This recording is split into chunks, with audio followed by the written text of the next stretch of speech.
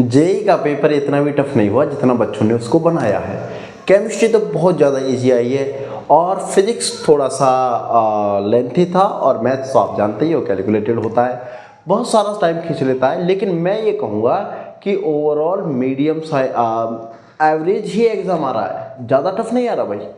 अगर आप ये समझ रहे हो ना कि एग्ज़ाम जनवरी के कंपैरिजन में अप्रैल का थोड़ा टफ रहेगा, तो ऐसा कुछ नहीं रहने वाला भाई। क्वेश्चन सारे वही रहने वाले हैं, कॉन्सेप्ट वही रहने वाले हैं, बस आपको अच्छे से अटेम्प्ट करना आना चाहिए। तो देखो मैं आपको ना 2 अप्रैल का जो जेई का पेपर हुआ है, मॉर्निंग सेशन और इवनिंग सेशन, दोनों एग्जाम का केमिस्ट्री का सॉल्यूशन दूंगा। मेरे अकॉर्डिंग तो बेटा बहुत ज़्यादा इजी है, लेकिन बच्चों का अगर लेवल से अगर कहें तो मैं इसको इजी ही बोलूँगा, क्योंकि ऐसा हो ही नहीं सकता कि ऐसे क्वेश्चन एग्जाम में पूछेंगे जो आपको क्लास में नहीं सिखाए हों। इसलिए मैं तो इजी बोलूँगा, मॉडरेट नहीं बोलूँगा, बिल्कुल नहीं बोलूँगा, बिल्कुल नहीं बोलूँगा। अगर आप मॉडरेट का कन्फ्यूज़न लेकर जी रहे हो कि सर मॉडरेट होगा हमारे लेवल से होगा, बेटा गलत हो। फिर आप प्रिपरेशन ही नहीं कर रहे, इसका मतलब आप टाइम पास कर रहे हो फिर।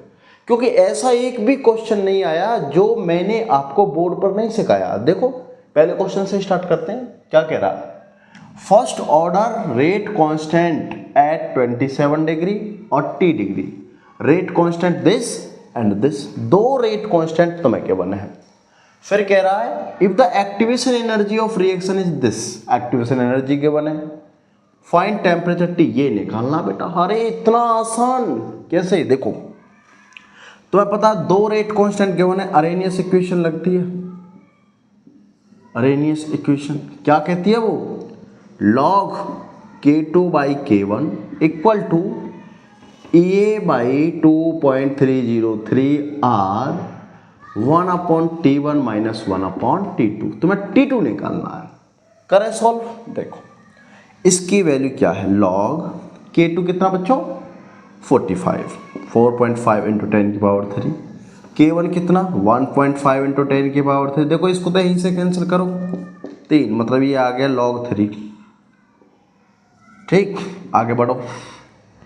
ये कितना 6 किलोजूल, 10 की पावर 3 कर दो, अपॉन 2.303, R लिख दो 8.314। ठीक है, किलोजूल में तो यहाँ भी हो जाएगा। 1/T, T1 कितना बेटा, T1 किधर है, किधर है, किधर है, किधर है, ये 27 बच्चों। 27 में 273 ऐड करो तो ये होगा 300 केल्विन। चलो केल्विन में रखो, माइनस 1/T2। ठीक, आगे देखो log 3 की वैल्यू क्या होती है, log 3 की वैल्यू होती है 0.4। चलो तो रखो यहाँ पर 0.4 इक्वल टू कितना 60000 अपॉन 2.303 इंटू 8.3। क्या है बेटा 1 बाई, देखो इनका करेंगे तो क्या आएगा 300T आएगा, अपॉन तो ये T2, इससे तो ये cancel, that T2 minus T2 से T2, ये 300। हुआ क्लियर यहाँ तक, हुआ सॉल्व। अब आगे देखो बेटा, इन सब वैल्यूज को इधर लेकर जाओ, 0.4 के इधर ही कर लेते हैं। चलो थोड़ा सा और वो बचेगा, 0.4 into 2.303 into 8.3 by 0000 equal to T2 minus 303 upon 300 T2। Clear. अब क्या करेंगे, इस वैल्यू को सॉल्व करो और मल्टीप्लाई इससे करो, कितना आएगा। फिर देखो जब मैं इसको ये लिखूंगा ना, अब क्या इसको सॉल्व करेंगे और इससे मल्टीप्लाई करेंगे। मैंने तो ये किया हुआ है, कैलकुलेटर से कर दिया, लेकिन तुम्हें भी आना चाहिए। तो ये क्या बनेगा बेटा, तो ये बनने वाला है तुम्हारा 0.000159 इक्वल टू, ये मल्टीप्लाई ये आ गया T2। ठीक है, क्या गए T2, नहीं ये T आया इंटू 300T इक्वल टू ये क्या आएगा T2 माइनस 300। ठीक है, अब क्या करेंगे, इसको T2 को इधर लेकर आइए, मतलब T2 को माइनस करना मुझे, तो ये आएगा 0.001529 इंटू 300 T2 और ये भी T2 इधर माइनस में आया इक्वल टू -303। बेटा जब T2 एक T2 और ये तो बहुत सारे बहुत कम वैल्यू है, तो जब इसको माइनस करोगे ना तो ये आएगा अपने पास में 0.95413 T2 इक्वल टू 300 और T2 equal to 300 upon 0.95413 that is इसको सॉल्व करोगे 314.4 केल्विन आएगा। और इसको जब डिग्री सेल्सियस में तुम कन्वर्ट करोगे तो डिग्री सेल्सियस में 273 माइनस कर दो इसमें से, दैट इज ये बचेगा 41 डिग्री सेल्सियस। तो इसका जो आंसर आया बेटा वो आया 41 degree Celsius. This is the answer, है ना। आसान है, कैलकुलेशन है थोड़ी सी बस, और कुछ नहीं है। चलो क्वेश्चन नंबर सेकंड देखो क्या कह रहा है। Increasing order of bond length among the following. बच्चों टेस्ट सीरीज में मैंने एज इट इज क्वेश्चन कराया है। देखो क्या कह रहा बेटा, increasing order of bond length. हमें ये पता है कि अगर मुझे बॉन्ड ऑर्डर पता चल जाए, bond order inversely proportional to bond length, है ना। अगली एग्जाम में बॉन्ड ऑर्डर से क्वेश्चन बन सकता है, तो मुझे सारा पता होना चाहिए नहीं। कैसे करेंगे? बॉन्ड ऑर्डर निकालने की जो ट्रिक थी बेटा क्या थी, अगर 14 इलेक्ट्रॉन हैं तो बॉन्ड ऑर्डर कितना 3। जैसे जैसे इलेक्ट्रॉन बढ़ेंगे बॉन्ड ऑर्डर घटता चला जाएगा, कितने से 0.5 से। यस और नो जल्दी बोलिए, है ना। इलेक्ट्रॉन अगर 14 से भी कम हो गए तो भी बॉन्ड ऑर्डर क्या होता चला जाएगा, कम होता चला जाएगा। कितने से? 0.5 से। ओके, और यहाँ 1। अब देखो मैंने O2 लिया पहले, O2 प्लस, है ना बच्चों। O2 प्लस में एक O2 में इलेक्ट्रॉन होते हैं 16। ये प्लस आया तो प्लस है, तो इसमें इलेक्ट्रॉन्स कितने होंगे? इसमें होंगे बेटा एक माइनस करो 15 होंगे। किसमें? O2 प्लस में। 15 इलेक्ट्रॉन के लिए बॉन्ड ऑर्डर 2.5। क्लियर? O2 की बात अभी की थी मैंने। O2 में निकलेंगे 16 इलेक्ट्रॉन, तो इसका बॉन्ड ऑर्डर 2। तो O2 नेगेटिव में 17, तो यहाँ पे ये, और 18 में ये। इसका मतलब इसका बॉन्ड ऑर्डर सबसे ज़्यादा हाई है। अगर बॉन्ड ऑर्डर सबसे ज़्यादा हाई है तो बॉन्ड लेंथ सबसे कम रहेगी। क्लियर बात? यही है बेटा, बॉन्ड ऑर्डर हाई तो बॉन्ड लेंथ सबसे कम। अगर बॉन्ड लेंथ सबसे कम है, बॉन्ड लेंथ सबसे कम है, पूछा क्या है? इंक्रीजिंग ऑर्डर, मतलब पहले सबसे कम और फिर सबसे ज़्यादा, है ना। देखो बेटा O2 की सबसे ज़्यादा है, इसकी सबसे कम है, दैट इज द आंसर। हो गया ही, यही हो गया आंसर। क्लियर हुआ? बहुत आसान क्वेश्चन था।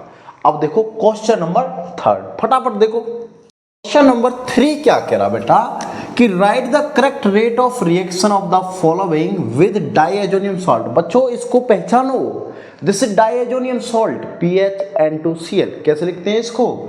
इसको लिखते हैं like this, N2 plus Cl negative. अब बच्चों अगर डाइएजोनियम सॉल्ट यहाँ है ऐसे, N2 प्लस Cl नेगेटिव, बेटा N2 तो ऐसा टूट कर जाना चाहेगा, तो यहाँ तो इलेक्ट्रॉन की कमी आएगी। कमी आएगी तो जो A मॉलिक्यूल है ये ऐसा होना चाहिए जो इसको इलेक्ट्रॉन प्रोवाइड कर दे। इलेक्ट्रॉन रिच होना चाहिए। कैसे होना चाहिए? Electron rich. अब देखिए तीनों में से कौन सबसे ज़्यादा इलेक्ट्रॉन रिच है। देखो मैंने आपको सिखाया था कि एनिलीन में ऑर्थो इफेक्ट लगता है और ऑर्थो इफेक्ट से एसिडिटी इंक्रीज होती है। बट ज़्यादा ऑर्थो इफेक्ट किस में? इसमें। तो ये एसिड अच्छा मतलब डोनेट नहीं करेगा, तो सबसे बेस्ट ये। इसका मतलब PQR। देखो आंसर किधर है? PQR पहला ही आंसर बेटा। हटाओ सबको। क्लियर हुआ? इंपॉर्टेंट कॉन्सेप्ट है, सारे मेरी टेस्ट सीरीज से क्वेश्चन हूबहू मिल रहे हैं। चलो क्वेश्चन नंबर 4 बताओ। क्वेश्चन नंबर 4 बेटा क्या कह रहा बच्चों, हमें कुछ विटामिन गिवन है, ठीक है, और विटामिन का यहाँ पर केमिकल नेम गिवन है। आपको बताना है किस विटामिन का क्या केमिकल नेम है। देखो विटामिन C, इसका नाम होता है बेटा एस्कॉर्बिक एसिड, अगर आपको याद हो तो। C मैंने आपको ऐसे सिखाया था, C मतलब खट्टे फलों में होता है। C स्कर्बी होता है इससे, और एस्कॉर्बिक एस्कॉर्बिक एसिड, उसमें ये होता है। देखो एस्कॉर्बिक एसिड किधर है बेटा, फर्स्ट का सी, बस यहीं से पहले दो ऑप्शन एलिमिनेट करेंगे, हो सकता है तो फर्स्ट का सी, देखो फर्स्ट का सी, फर्स्ट का सी, इसका मतलब दो ऑप्शन खत्म। ठीक, अब देख रहा विटामिन B1, ये तो स्टार्टिंग का ही है बेटा, B1 का थायमिन, थायमीन, दोनों किधर है बेटा, सेकंड का ए, देखो सेकंड का ए, वही आंसर हो जाएगा अपना, सेकंड का ए, सेकंड का B, that is the answer, this is wrong. Clear, इतना सा ही है। Vitamin D, calciferol, tocopherol, phylloquinone. Clear, ये तुम्हें याद रखने सारे विटामिन। चलो क्वेश्चन नंबर 5 देखा बच्चों, फिफ्थ क्वेश्चन देखा, मैंने क्या बोला, इतना आसान पूछा जा रहा है कि बस हद नहीं है, बच्चों का लेवल गिरता जा रहा है यार, इस वजह से बच्चों में कॉन्फिडेंस गिरता जा रहा है। पर क्या कर सकते हैं भाई, मैथ्स और फिजिक्स संभाल रहा भाई, केमिस्ट्री तो गया। Arrange functional group in increasing order of their priority group, भाई सबको पता है जीरो लेवल की चीजें हैं, सबसे ज्यादा हाईएस्ट प्रायोरिटी कौन कौन है, अमाइड, ये तो अमाइड है, ये कीटोन है, ये अल्डिहाइड है, ये साइनाइड, नाइट्रिल, ये ट्रिपल और ये अमीन। बेटा मुझे ये पता सबसे ज़्यादा प्रायोरिटी का CONH2। फर्स्ट किस किस में है सबसे पहले चेक करो, पहले में है, दूसरे में है, तीसरे में नहीं है, तो नॉन भी नहीं है। नॉन हो सकता है, नॉन हो, अभी इसको होल्ड पर रखो।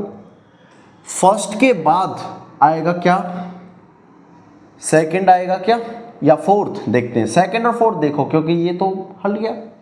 सेकंड है कीटोन, कीटोन से पहले तो ये आता है, तो सेकंड तो नहीं है, थर्ड आना चाहिए था। फोर्थ, हाँ नाइट्रिल आता है, then third, then second, then six, then fifth, that is the answer. Clear, बहुत आसान क्वेश्चन था, समझे। चलो क्वेश्चन नंबर फिर 6 देखो, POC का वन शॉट में सिखाया था ये क्वेश्चन में, नहीं अगर नहीं देखा तो जाकर देख लो, POC एक ही शॉट में पूरा POC क्लियर हो जाएगा। क्या कह रहा है, which compound give apple green colour in flame test, flame test पर एप्पल ग्रीन, देखो एल्यूमिनियम कोई कलर नहीं देता सल्फेट में, और मैग्नीज नहीं देता, ये तो हटाओ दोनों। मुझे पता है कैल्शियम देता है ब्रिक रेड कलर, और बेरियम देता है एप्पल ग्रीन कलर, लिखवा रखा है मैंने Apple green colour. Reena Kareena red car से ग्रीन एप्पल देख रही है, ट्रिक भी ले बता रहा हूँ, अभी जाके देखा करो। इसका आंसर दिस, ठीक है। क्वेश्चन नंबर 7 देखो, सबसे पहले तो मुझे ये बताइए कितने बच्चे हैं, कमेंट सेक्शन में बोलो जिसने ये क्वेश्चन किया है। अगर तुमसे क्वेश्चन नहीं बनाना ढीठ हो रहे हो, ऐसे क्वेश्चन भी सिखाई मैंने सारे।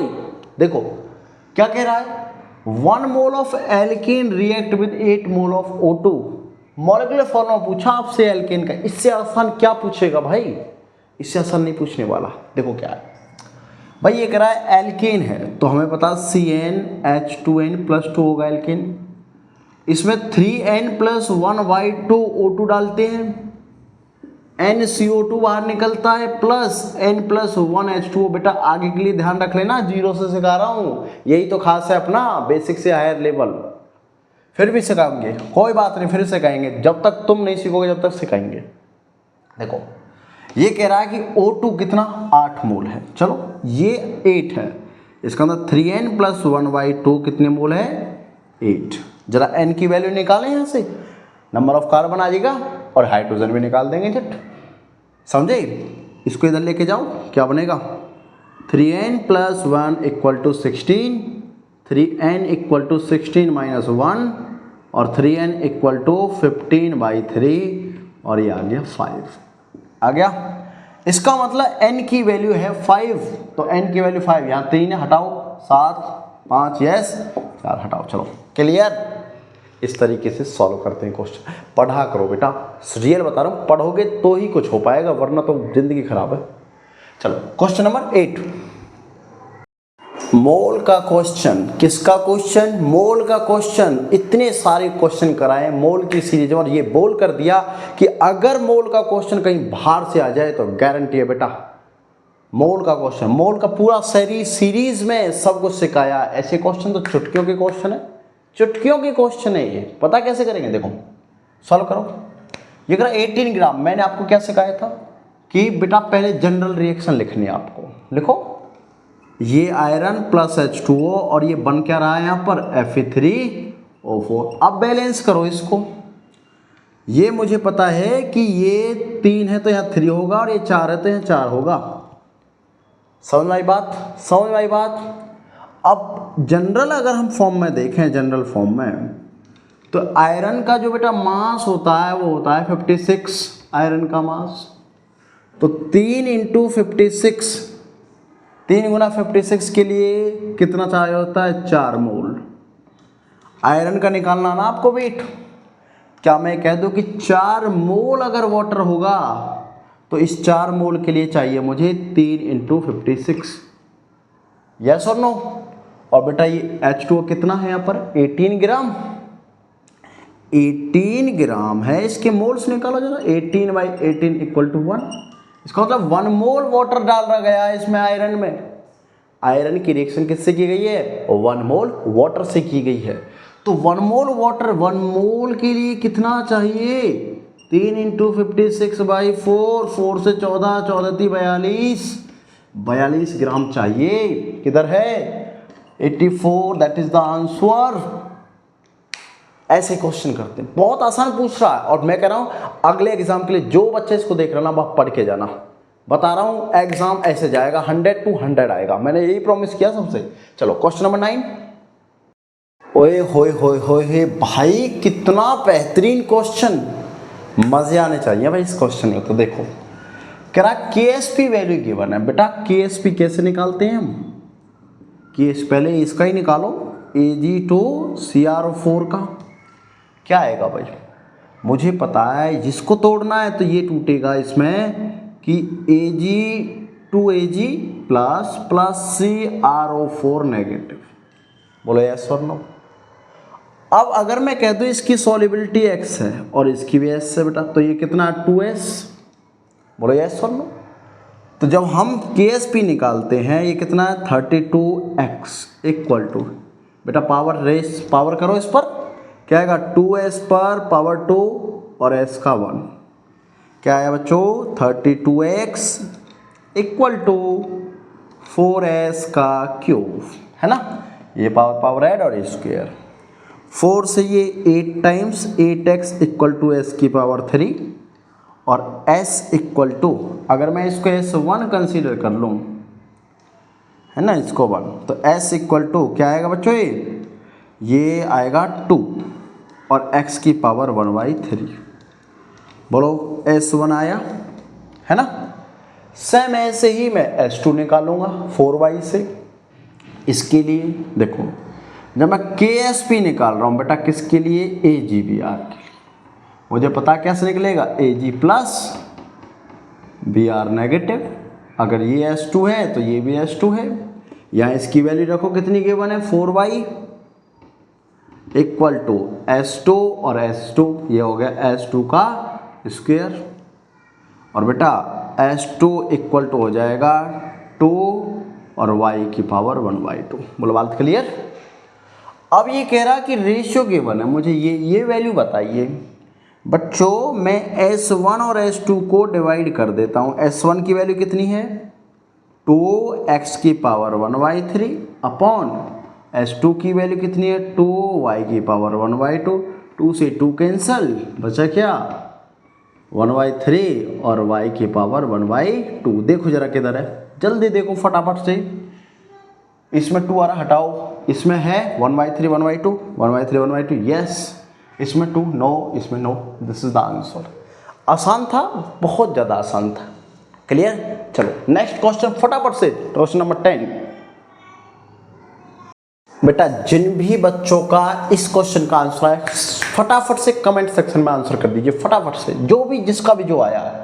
कह रहा टोटल ऑर्बिटल एंगुलर, मतलब orbital angular momentum of electron in nth cell hydrogen atom this angular momentum mvr = nh/2π होता है। सबको पता है। अब ये कह रहा है कि मेरे पास एंगुलर मोमेंटम ये आया है, मतलब इसके बराबर क्या आया बेटा? 3h/π। कह रहा टोटल एनर्जी बताइए इलेक्ट्रॉन की। हाइड्रोजन एटम में जब टोटल एनर्जी निकालते हैं, कैसे निकालते हैं बेटा? -13.6 into Z square upon N square, यही फॉर्मूला है इलेक्ट्रॉन वोल्ट का। यस और नो? यही है। अब मुझे क्या चाहिए यहाँ से? मुझे एन चाहिए, क्योंकि जेड तो 1 होगा हाइड्रोजन के लिए। एन चाहिए। एन कैसे निकालूंगा? यहाँ से बेटा, पाई से पाई कैंसिल, एच से एच कैंसिल, और एन इक्वल टू हो गया 3 इंटू 2 इक्वल टू 6। जरा वैल्यू रख दो यहाँ पर, टोटल एनर्जी निकालनी है तो -13.6 इंटू ये 1 है और ये 6 का स्क्वायर है ना। करें देखो, -13.6 बाई 36 कितना आएगा बेटा? अगर मैं इसको यहाँ कंसीडर कर दूँ, ठीक है, हटाओ पॉइंट को, 0 तो फिक्स है, एक 0 यहाँ लगाया, 36 है बेटा ये, है ना, और ये 1300। तो अगर मैं इसको 30 कंसीडर कर लूँ और इसको तो कंसीडर कर, इसको तो करो कंसीडर कितना, 1300, इसको कंसीडर कर लो कितना, 30, 0 से 0 कैंसल, और ये जाएगा 3 से 3 छिंग 18, या 3 तिया 9, 3 चौक 12, 3 चौक 12, 4 है ना, 4 वाला है कहीं? नहीं, 4 वाला तो नहीं, इसका मतलब कम में जाएगा, मतलब 4 के अप्रोक्सीमेट उठो। ये तो 3.4 बेटा, ये 0.38 है बेटा, 0 पॉइंट में है, तो ये तो वैसे भी नहीं है, 5 भी नहीं हो सकता, ये भी नहीं हो सकता, क्योंकि कम हो सकता है, वैल्यूज हैं, हमने यहाँ पे माइनस किया ना वैल्यूज को, कम हो सकता है, आंसर ज़्यादा नहीं होगा, लेकिन कितना आएगा? 4 के समथिंग, यही है 0.38, that is the answer. Clear करके देखना, इतना ही आएगा। चलो क्वेश्चन नंबर 11 बताओ फटाफट से आंसर। क्वेश्चन नंबर 11 बेटा क्या कह रहा है? Arrange the following complex increasing order of CFSE।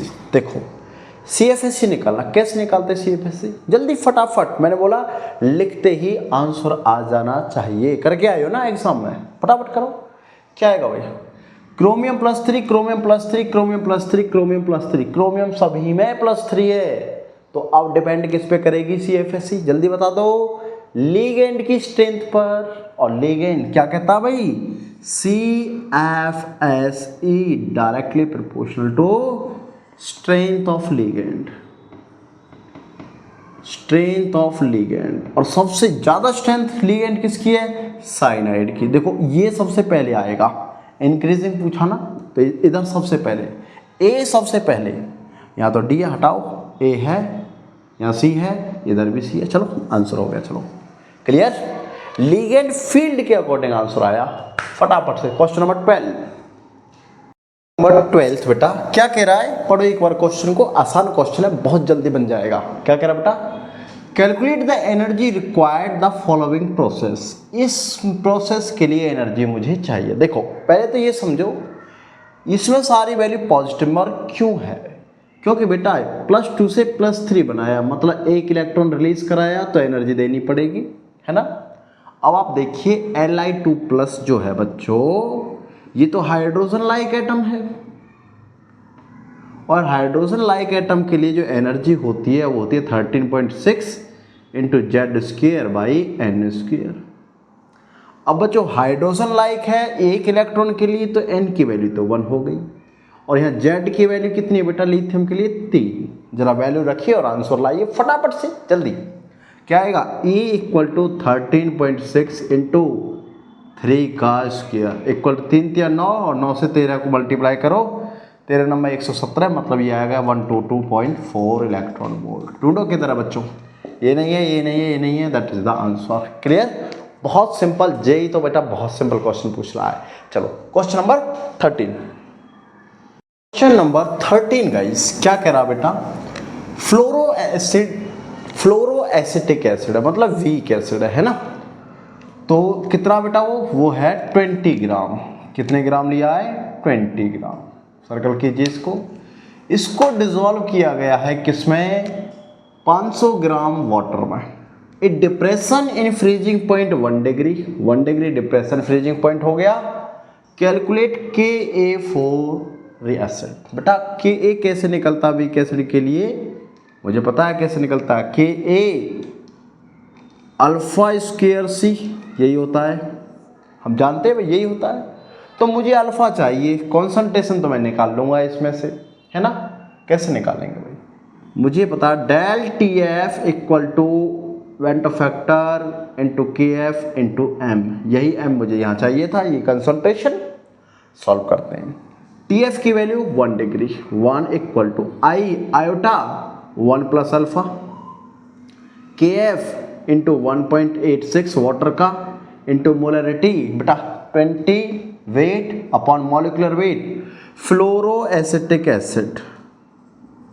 जल्दी चेक करो कितना आएगा ये, जल्दी चेक करो फटाफट से, ये आएगा 78 ग्राम। तो 78 इंटू 1000 बाई 500 ये ग्राम। सॉल्व करो इसको, 0 से 0 कैंसल्स, 5 दूनी 10, 2 से ये 34 टाइम, है ना, और 2 से ये 10, 2 से ये 17। तो ये आया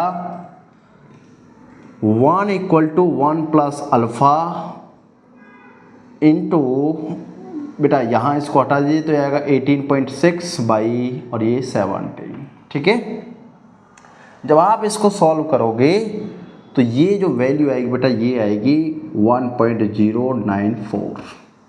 ओके, इसको इधर लेके आइए तो 1/1.094 equal to 1 plus alpha. Clear.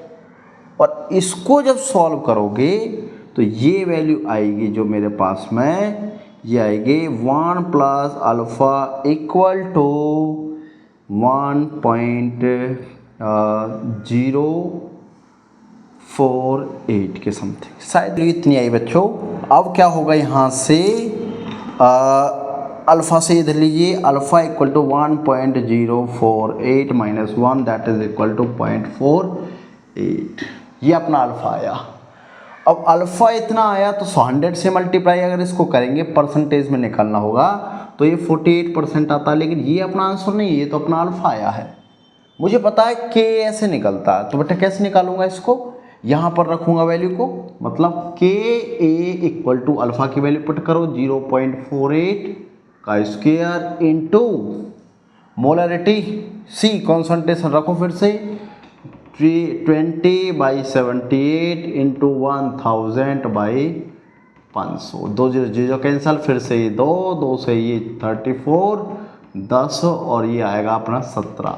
जब आप इसको सॉल्व करोगे तो ये वैल्यू आएगी 1.18 इंटू 10 की पावर -3। सॉल्व करके देखना, आंसर आएगा अपना, कहाँ है बच्चों ये वैल्यू ये है, that is the answer. This is not, this is not, this is not.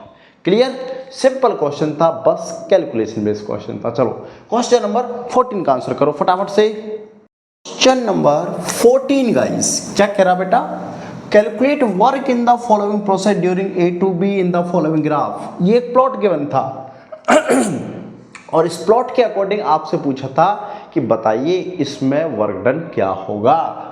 तो बेटा वर्क डन निकालने के लिए, क्योंकि पी वी है और दोनों चेंज हो रहे हैं, तो वर्क डन निकालने के लिए फॉर्मूला क्या है, -2.303 nRT log V2/V1। बोलो क्लियर, सबको पता है। लेकिन बेटा टेम्परेचर तो गिवन नहीं है इसमें, मुझे आइडियल गैस तो पता है ना, PV इक्वल टू nRT, बस nRT की जगह PV पुट कर रहा है। लेकिन PV कौन सा, फाइनल वाला, कौन सा, फाइनल वाला। ठीक है, और फाइनल किधर है, P फाइनल ये है 1 और V फाइनल ये है 4। ठीक है, चलो पुटअप करते हैं। W equal to -2.303 into P, कितना बेटा P है 1 इंटू और V कितना है 4, हो गया। चलो P भी हो गया, लॉग V2 कितना बेटा 4, V1 कितना 0.5, है ना। सॉल्व करो फटाफट, सॉल्व करो, यहाँ 0 कीजिए, 5×8 = 40, इसकी वैल्यू कितना 0.9 आएगा आंसर, -2.303 इंटू 4 और इसकी वैल्यू आती है बेटा 0.9, 9 चौक 36 और 36 दूनी 72, मतलब 70 से ऊपर, है ना। देखो 9 चौक 36, 36 इंटू 2 72, तो 72 से ऊपर आंसर आना चाहिए। क्यों, क्योंकि ये वैल्यू 303 और एक्स्ट्रा है इसमें। देखो फटाफट से ये 62 हटाओ हटाओ हटाओ, दैट इज द आंसर। इस तरीके से सोचकर आंसर निकलेगा बेटा, समझे। चलो क्वेश्चन नंबर 15 देखो, जल्दी आंसर करो। क्वेश्चन नंबर 15 बेटा ऑर्गेनिक का क्वेश्चन है, रिएजेंट बेस्ड क्वेश्चन है और टेस्ट बताना आपको किसका क्या है। बहुत इंपॉर्टेंट है, ध्यान रखना, अगले एग्जाम में भी मिल सकता है। कैसे? इथेनॉल अल्कोहल बेटा, एवरी अल्कोहल को आइडेंटिफाई करता सैरिक अमोनियम नाइट्रेट टेस्ट।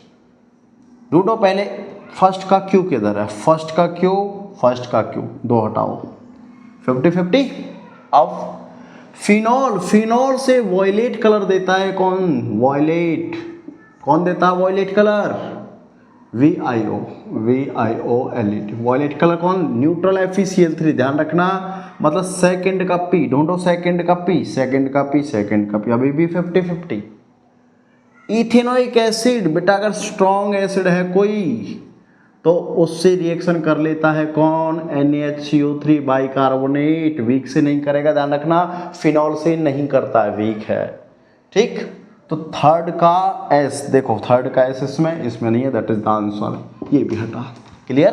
बहुत ज़्यादा इंपॉर्टेंट क्वेश्चन था ये, ध्यान रखना आगे के लिए। चलो क्वेश्चन नंबर 16 फटाफट से। क्वेश्चन नंबर 16 बेटा, ये केमिकल काइनेटिक्स से क्वेश्चन है और आसान सा क्वेश्चन, थ्योरी बेस्ड क्वेश्चन है बच्चों। क्या कह रहा है कि फर्स्ट ऑर्डर और जीरो ऑर्डर के रिगार्डिंग कौन सा करेक्ट है। देखो first order T1/2 first order, हाँ बिल्कुल गलत है, होता ही नहीं बेटा। फर्स्ट ऑर्डर की रिएक्शन तो कभी कंप्लीट ही नहीं होती, पता है ना। बस तो ढूंढो, ये अगर 100% infinite time of T1/2, yes यही राइट है कि फर्स्ट ऑर्डर की 100% इनफाइनाइट टाइम लेगी हाफ में होने में। क्लियर? बस हो गया आंसर, बाकी सारे गलत है, एक ही राइट था, ठीक है। चलो क्वेश्चन नंबर 17 फटाफट से आंसर कर दो। ये वाला क्वेश्चन भी बच्चों टेस्ट सीरीज में डायरेक्ट सिखाया, यही क्वेश्चन टेस्ट सीरीज से आया बेटा। अपनी टेस्ट सीरीज से 5 क्वेश्चन मिल गए, ध्यान रखना, कितने? 5, आगे भी मिलेंगे। ये क्यूमीन और क्यूमीन में जब ऑक्सीडेशन करते हैं तो क्या बनता था बेटा, पहले याद हो तो कुछ याद है? लाइक दिस, कार्बन है ना, ये कार्बन है, ये ऐसे बनता था, कुछ याद हो तो COOH, दैट इज CH3। इसके बाद रीअरेंजमेंट होकर यहाँ से कीटोन बाहर और ये फिनॉल, दैट इज एक तो फिनॉल और एक बनता कीटोन। मैंने चीख कर बताया है, बार बार बताया है, ये एग्जाम के लिए बहुत ज़्यादा इंपॉर्टेंट है और आ गया। क्लियर? कहाँ ऑप्शन? पहला ये, हटाओ सबको। क्लियर हुआ? चलो नेक्स्ट क्वेश्चन नंबर 18।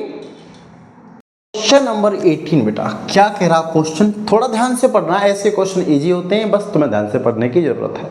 देखो कह रहा है गिवन बिलो 2 स्टेटमेंट। पहला स्टेटमेंट क्या कह रहा बच्चों कि फर्स्ट आयनाइजेशन एंथैल्पी, इसका ऑर्डर ये है। पहले चेक करो क्या ये राइट है क्या। देखो सोडियम के वैलेंस इलेक्ट्रॉन 1, मैग्नीशियम के 2 और इसके कितने? 3। बेटा इससे ज़्यादा एनर्जी तो इसको देनी पड़ती है क्योंकि इसमें पेयर्ड होते हैं इलेक्ट्रॉन, किस ना 3s में 2, इसमें 3s में 1 और उसमें 3s2 और 3p1, है ना।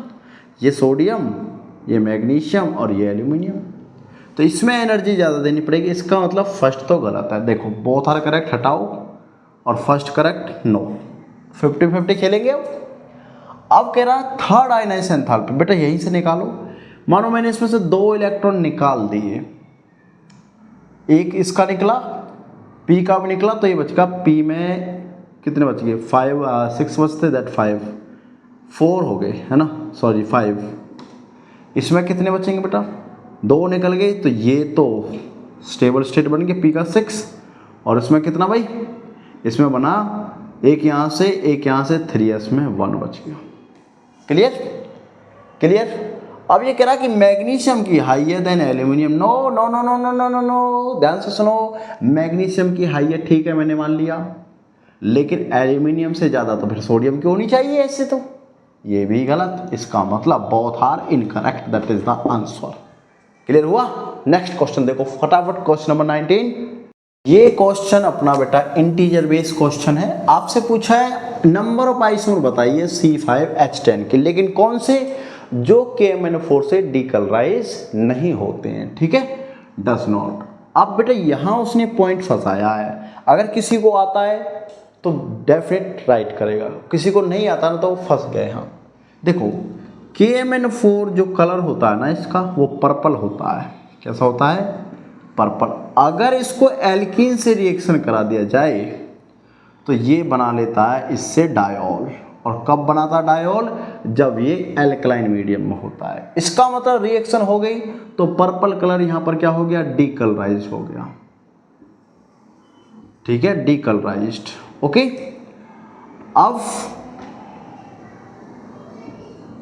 अब ये क्या बोल रहा है? ये कह रहा है कि ये वाला नहीं होगा, इसने लिखा डज नॉट, नहीं होगा बेटा, एल्कीन नहीं है तो इसका फिर रिंग फॉर्म होगा 5। अब ये ही क्यों बनी? वो तो ऐसे भी बन सकता है,